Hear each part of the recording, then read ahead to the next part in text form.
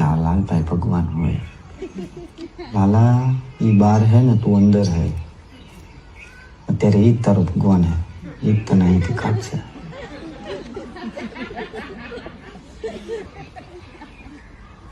હું કહું તમે કાલ કહેતા હતા કે હવારે વાત તો હવાર પડી હવે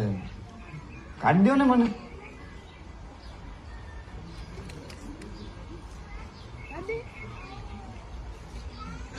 મારા ઘરે 5 વર્ષની દીકરી હે બાયડી રાહ જોતી હશે